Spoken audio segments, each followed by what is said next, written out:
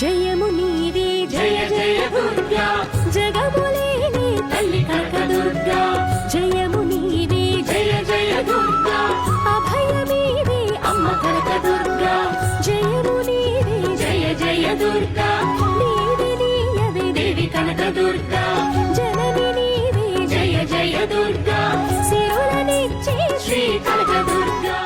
నమస్తే.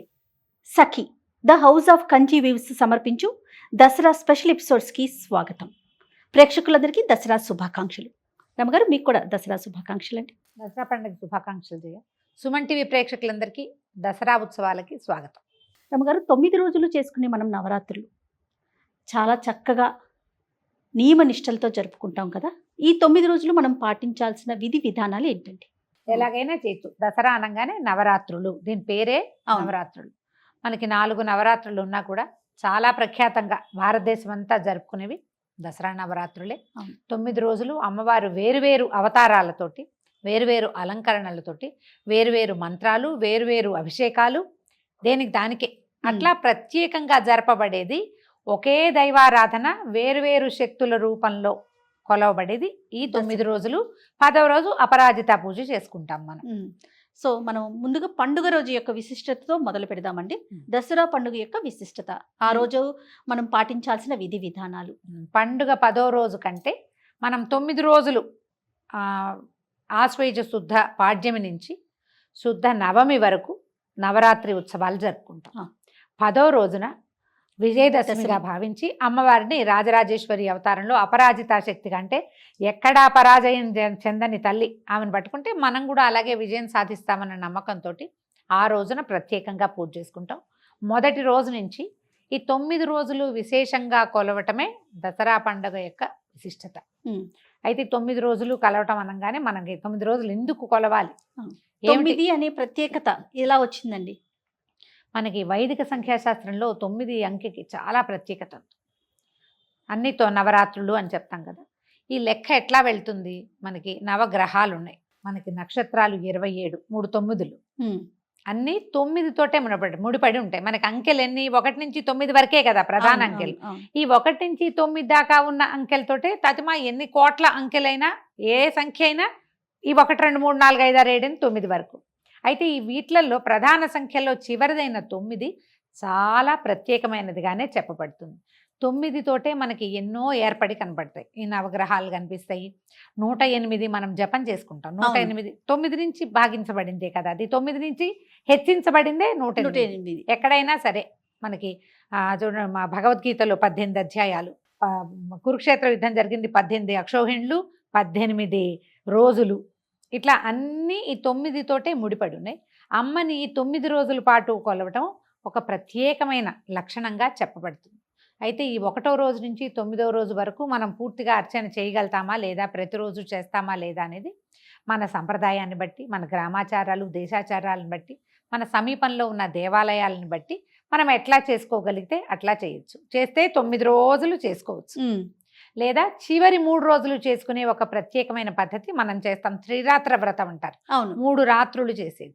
ఈ నవరాత్రులు అని చెప్పబడినందుకే మనం రాత్రిపూట పూజ చాలా విశేషమైంది. అయితే మనకి సమీప దేవాలయాల్లో ఏ విధానాన్ని అనుసరిస్తున్నారో మనం ఆ విధానాన్ని అనుసరించి వెళ్ళొచ్చు. ప్రఖ్యాత దేవాలయాల్లో ఏది పాటిస్తారో ఆ విధానాన్నైనా తీసుకోవచ్చు. లేదా మన ఇంట్లోనే ఒక సంప్రదాయం ఉంది, ఏటా మనం చేసుకుంటాం. మన ముందు తాతలు వాళ్ళు చేసి ఉన్నారు. మనం ఆ ఇంటి పద్ధతి అక్కడ ఎలా ఉన్నా సరే మనం ఇది పాటిస్తాం కాబట్టి ఈ రకంగా వెళ్ళచ్చు. ఈ 9 రోజులు అవతారాలే కాకుండా నవదుర్గలుగా అమ్మవారిని పూజించే విధానం కూడా కొన్ని ప్రాంతాల్లో కనపడుతుంది. ఇప్పుడు మన శ్రీశైలం భ్రమరాంబిక అమ్మవారి దగ్గర నవదుర్గా పూజ చేస్తారు. దుర్గలు వేరుగా ఉంటారు. వాళ్ళ స్వరూపాలు, స్వభావాలు, వాళ్ళకి చేసే అర్చన ప్రత్యేకమైనది. సాధారణంగా మనకి దసరా నవరాత్రులు అనగానే మంత్రాధిష్టాన దేవతల్ని పూజించే విధానం కనపడుతుంది. మనం లౌకికంగా ఏదో సాధారణంగా పూజ చేసుకుంటాం. మంత్రాలు పెద్దవి కదా. అయితే ఈ పెద్ద సాంప్రదాయాన్ని పాటించే కొన్ని చోట్ల శృంగేరిలో కానీ, శృంగేరి కంచిలో కానీ ప్రత్యేకంగా అక్కడ విధానమే వేరుంటుంది. విజయవాడ మన కనకదుర్గమ్మకు కూడా అంతే కదా. కాదు, ఇక చెప్దాం. వీళ్ళు కాకుండా ఇవేంటంటే అవి మనం పీఠాలు మఠాలతోటి అనుసంధానమై ఉంటాయి.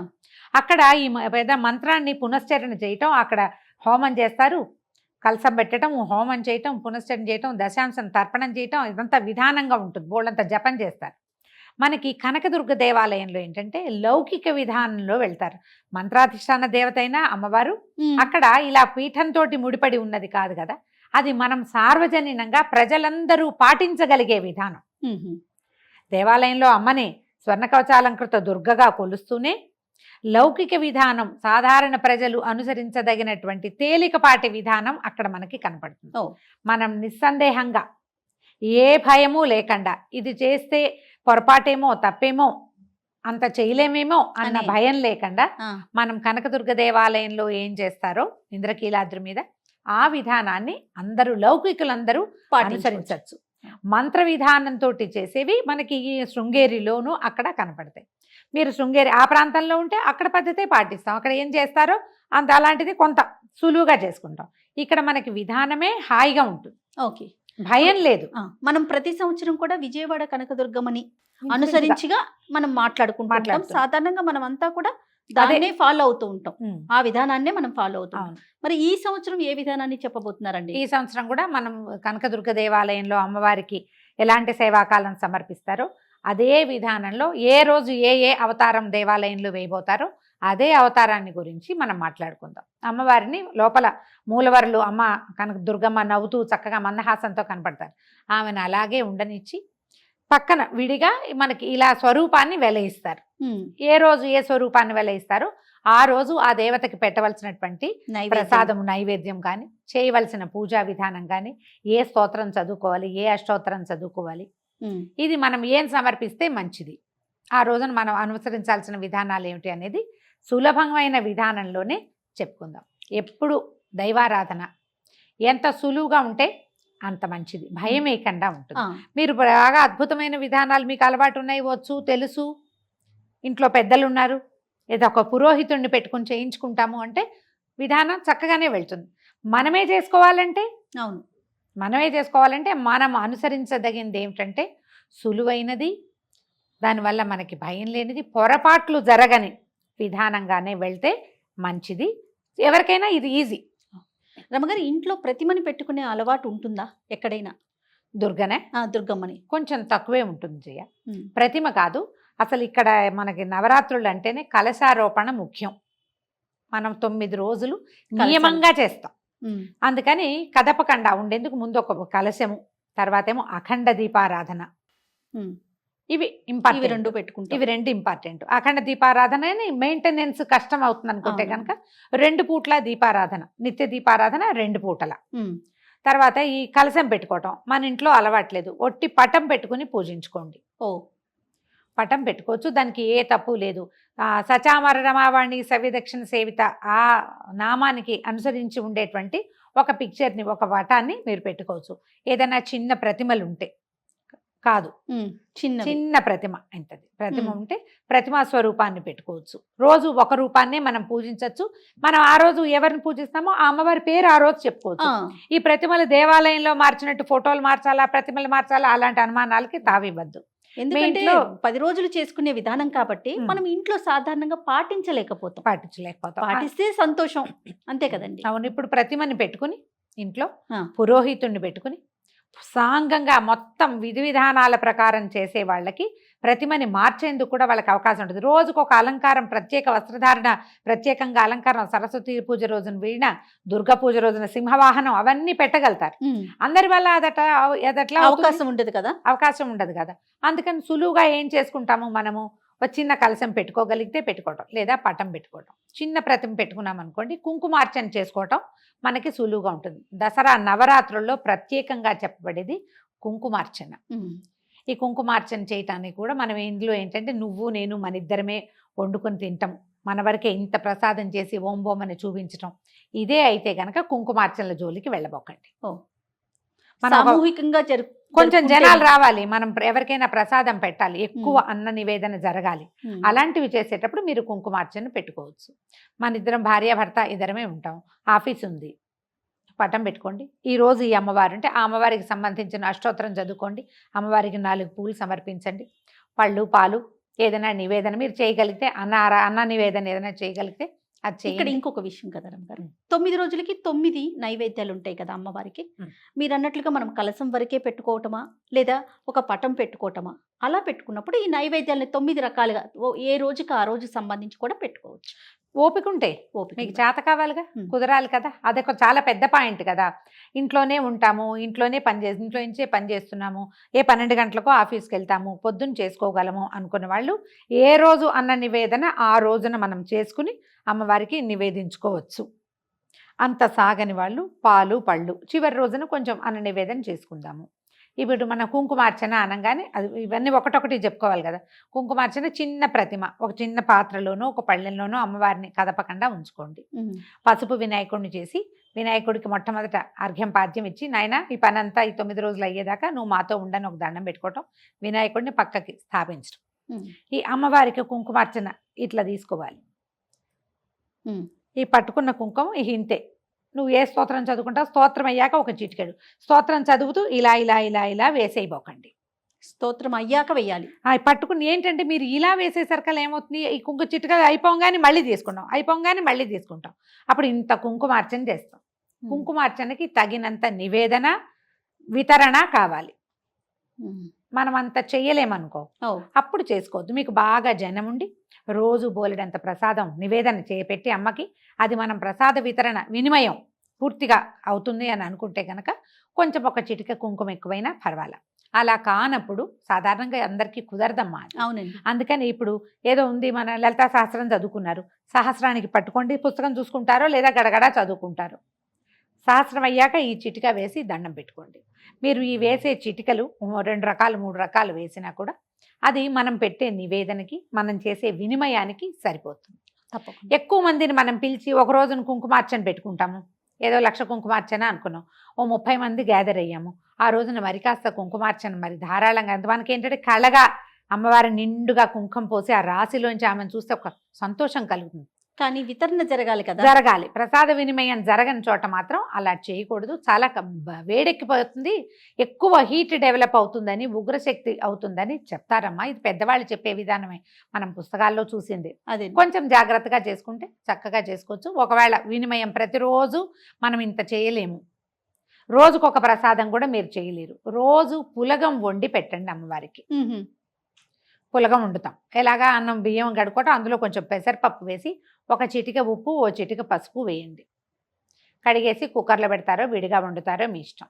దాని మీద ఒక బెల్లం ముక్క పెట్టి ఒక నేతి బొట్టు వేసి అది నివేదన చేస్తే మహానివేదన. అది ప్రతిరోజు అది మీరు అదే నివేదన చేసుకోవచ్చు. ఓపిక లేని వాళ్ళు ఓపికంటే రోజుకొకటి వండుకోవచ్చు కదా. ఇదొకటి. దీంతో పాటు ఉపవాసాలు ఒక ప్రత్యేకమైన విషయం. ఈ ఉపవాసం ఏంటంటే ఏకభుక్తం చెయ్యొచ్చు, నక్తం చెయ్యొచ్చు. ఇవేమీ చేయకుండా కూడా పూజించుకోవచ్చు. ఏకభుక్తం అంటే పగలు భోజనం చేసి రాత్రి ఉపవాసం ఉండటం, ఫలహారం ఏదైనా తీసుకోవటం. నక్తం అంటే పగలల్లా ఉపవాసం ఉండి రాత్రి అమ్మవారి అర్చన అయ్యాక భుజించడం, ప్రసాదాన్ని భుజించడం. ఇక మూడో మార్గం ఏమిటంటే 2 పూట్ల మనం మామూలుగానే పూజ చేసుకుంటాము, లేదా ఒక పూటే చేసుకుంటాము, ఆహారం మామూలే. ఇందులో ఒక అమెండ్మెంట్ ఏంటంటే మీకు ఉపవాసం ఉండాలని ఉంది కానీ ఉండలేరు, మందులు వేసుకుంటారు, ఏదో ఓపిక చాలదో, ఉద్యోగాలు, చిన్నపిల్లలో ఏదో సమస్య ఉంటుంది. దీనికి ఒక చిన్న ప్రత్యేక అమెండ్మెంట్ ఏంటంటే నివేదన చేసిన పదార్థం మాత్రమే తినండి. అది కూడా అమ్మవారి కోసం ఉపవసించినట్టుగా అవుతుంది. నివేదన కాని పండు కూడా మన నోట్లో వేసుకోవద్దు. ఓకే. ఏది మనం అమ్మవారికి చూపిస్తామో అది మాత్రమే ప్రసాదం మాత్రమే తింటాము. ఈ లెక్క. నివేదన చేయండి. మీరు అన్నం పెడతారా, ఇంకేం పెడతారు, మీరు ఏం చేయదలుచుకున్నా ఊరగాయలు అవి వేసుకోకూడదు. పొద్దున్నే ఏదో పచ్చడి, కూర, పప్పు, పులుసు ఏం చేస్తారో చేసేసేయి. మొత్తం అన్ని అమ్మవారికి నివేదించండి. పళ్ళు ఏదైనా తీపి పదార్థం చేస్తాం, అవన్నీ నివేదించడం, చక్కగా తినచ్చు. మీకు అవకాశం లేని వాళ్ళు, ఉన్నవాళ్ళు ఒక పొద్దు ఉండొచ్చు, నక్తం ఉండొచ్చు, ఏదైనా ఈ విధానంలో పెట్టి తీసుకెళ్ళచ్చు ముందుకి. రమ్మగారు, ఇప్పుడు ఈ 9 రోజులు కూడా మనము తాంబూలం ఇచ్చుకుంటామా? ఇవ్వచ్చు జయ. ఇందులో ఇప్పుడు దసరాల్లో ఇంకొక ప్రత్యేకమైన విషయం ఏంటంటే కుమారి పూజ. రోజుకొక కన్యని పూజించడం కూడా ఇందులో ప్రత్యేకమైన విషయం. 9 రోజులు 9 మంది కన్యల్ని. దీనికి కన్యా పూజ విధానంలో కూడా 2 ఏళ్ల వాళ్ళకి చేస్తే ఒకటి, 3 ఏళ్ల వాళ్ళకి, 4 ఏళ్ల వాళ్ళకి, ఏడాది పెరిగే కొందికి ఆ కన్యలకి పేర్లు మారుతాయి. ఆ పూజించడం వల్ల మనకి వచ్చే ప్రయోజనం కూడా మారుతుంది. ఓ. ఇట్లా సిద్ధాంతంగా ఉంది. మనం అలా చేయలేకపోతే కనీసం ఈ 10 రోజుల్లో 9 రోజుల్లో ఒక్క కుమారికైనా సరే 9-10 సంవత్సరాల లోపలదే కుమారి పూజ. ప్రధానమైనది 2 ఏళ్ళు దాటాలి. ఓ. మన లెక్క పెద్దవాళ్ళు ఎలా చెప్తారంటే పళ్ళెంలో విస్తర్లో ఒక ముద్ద పెడితే అది ఇట్లా తీసుకున్న పసిబిడ్డ నోట్లో పెట్టుకోవాలి. దాని పాదాలకి ఇది కుల నియమం లేదు జయ. కుమారి పూజకి కుల నియమం లేదు. ఏ వాళ్ళైనా పనికొస్తారు. ఆ కుమారికి చక్కగా పాదాలకు పసుపు రాసి పారాయణ పెట్టి బొట్టు కాటిక పెట్టి మీకు కుదిరితే పొద్దున్నే నూనె రాసి తలంటి పోస్తే కూడా చాలా మంచిది. బొట్టు కాటిక పెట్టడం, అలంకరణ సామాగ్రి ఏదైనా పిల్లలకి ఇచ్చేది, స్త్రీకి ఆడపిల్లలకి అలంకారాలంటే ఈ గోరింటాకు, తర్వాత చెవులకు పెట్టుకునేవి, ఏబన్ను బొట్టు పెట్టుకునేవి, తలకు పెట్టుకునేవి, జడకుప్పెలు లాంటివి, వస్త్రాలు, వాళ్ళు తినగలిగే నేను ఇది ఉండేను ఇదే పెడతాను కాదు, ఆ కుమారి ఏం తింటుందో అది. మన ఇంట్లోనే అన్నం పెట్టి దాని పాదాలంటే దండం పెట్టుకోవాలి ఆ పాపాయికి. ఈ కుమారి పూజ చాలా విశేషంగా చేస్తారు జయ. అసలు బెంగాల్లో అక్కడైతే కన్యా పూజనే ప్రత్యేకంగా ఉంటుంది. మనకి కూడా కుమారి పూజ సిద్ధాంతం ఉంది. ఈ 9 రోజుల్లో ఒక రోజు మొత్తం 9 మందినో 10 మందినో కన్యకల్ని ఒకేసారి తీసుకొచ్చి మనం ఈ చెప్పిన అలంకారాలన్నీ చేసి పూజ చేసుకుని భోజనం పెట్టి చక్కగా వస్త్రాలు అన్ని ఆభరణాలు అన్ని సమర్పించి పంపించవచ్చు. రోజుకొక కుమారికైనా పెట్టచ్చు. లేదా ఈ 10 రోజులు నియమంగా మనం చేసుకునేటట్టయితే ఒక్క రోజైనా ఒక్క కన్యకైనా సరే నియమంగా భోజనం పెడితే మంచిది. ఇలా చేసుకోవచ్చు. దీంతో పాటుగా అమ్మవారిని ఏం చెప్తాం, సువాసిన్యర్చన ప్రీత అని చెప్తాం. సువాసినులని అర్చిస్తే ఆమెకి ఇష్టం. సువాసిని చేత అర్చింపబడము ఇష్టమే. అందుకని ఎక్కువ మంది సువాసినుల్ని మన ఇంటికి పిలిచి వాళ్ళందరితోటి కుంకుమార్చన చేయించడం ఒక విధానం. మనమే రోజుకొక ముత్తైదుని పిలుచుకోవటం, ఆమె కూడా బొట్టు కాటిక పెట్టడం, పాదాలకు పసుపు రాసి పారాయణ పెట్టడము, ఆమెకి అలంకరణ సామాగ్రి వస్త్రాధికారులు ఇవ్వటం, భోజనం పెట్టి తాంబూలం ఇచ్చి నమస్కారం చేసి అక్షింతలు వేయించుకోవటం చాలా మంచిది. ఒకవేళ మనం అంత నియమం పూజ చేయకపోయినా ఇంటికి వచ్చిన ముత్తైదుని వెళ్ళనివ్వకండి ఒట్టి చేతులతోటి. సింపుల్గా చేసుకుంటాం. ఊరికే దసరా దండం పెట్టుకుంటాం. అయినా సరే మన ఇంటికి ఎవరో ఫ్రెండో ఎవరో వివాహిత వచ్చారు, చక్కగా బొట్టు పెట్టి ఒక తాంబూలం ఇవ్వండి, 2 పండు తమలపాకులు, ఓ రవికల బట్టో వస్త్రం ఓసారి ఇవ్వగలిగితే ఓ చీరో, ఏం లేవు 2 పళ్ళు చేతిలో పెట్టండి, 2 గులాబీ పూలు చేతిలో పెట్టండి, ఉంటే గాజులు ఇవ్వచ్చు. ఇట్లా అలంకరణ సామాగ్రి ఏదైనా ఇవ్వచ్చు. మన మొత్తం లైన్ అంతా చూడు. దసరా పూజ అనగానే మొట్టమొదట కలశారోపణ అవి చేయగలిగితే చేస్తాం. అవును. అఖండం పెట్టగలిగితే పెడతాం. అష్టోత్తరాలు అవి చదువుకోగలిగితే చదువుకుంటాం. నివేదనలు 10 రోజులు చేయగలిగితే చేస్తాం. కుమారి పూజ చేయగలిగితే చేస్తాం. ఇవేవి చేయలేరు మీరు. మీ ఇంటికి వచ్చిన ముత్తైదుకి బొట్టు పెట్టండి, అది చేయగలుగుతాం. దసరా కదా ఇది, దసరా కదా ఈ 10 రోజులు అని ఆమె చేతికి తమలపాకులు ఉండవు అందరిళ్లలో సమయానికి. ఓ పండో ఓ ఫలమో ఇచ్చి పెద్దవాళ్ళు అయితే వాళ్ళకి ఒక దండం పెట్టి అక్షింతలు వేయించుకోండమ్మా, ఇది మంచిది. రైట్. ఇది అలవాటు చేసుకుంటే మనం ఏటా చేసుకోవచ్చు. మన విధానాన్ని సంస్కృతిని వదిలిపెట్టకుండా ఉండటం, ముందు తరాలకు అందించడం. పైగా ప్రధానమైనది ఏంటంటే ఈ సమయంలో ఇప్పుడు ఈ శరన్నవరాత్రులు అని చెప్తాం. శరత్కాలమే అత్యద్భుతమైన కాలం. ఈ కాలంలో ఈ 10 రోజుల పాటు ఈ ఆద్యశక్తి అయినటువంటి ప్రకృతి సుప్రసన్నంగా ఉంటుంది. పార్వతీదేవి అనుగ్రహం ఎక్కువగా ఉన్న రోజులు. ఈ రోజుల్లో మనం ఏ శుభకార్యం, ఏ మంచి పని, మనకి ఫలితాన్ని ఇచ్చే ఏ పనైనా ఇబ్బడి ముబ్బడిగా ఫలితాన్ని ఇస్తుంది. ఎవరికైనా బొట్టు పెట్టడం మంచిది ఈ రోజుల్లో, ఇంకా మంచిది. ఎవరికైనా దానం చేయటం మంచిది ఈ రోజుల్లో, ఇది లెక్క అన్నమాట. అందుకని ఈ 10 రోజులు ప్రసన్నంగాను ప్రభావవంతంగాను ఉండేటువంటి ఆద్య శక్తిని మనం ఈ రకంగా అర్చించుకుంటే పాజిటివ్ ఎనర్జీ పెరుగుతుంది.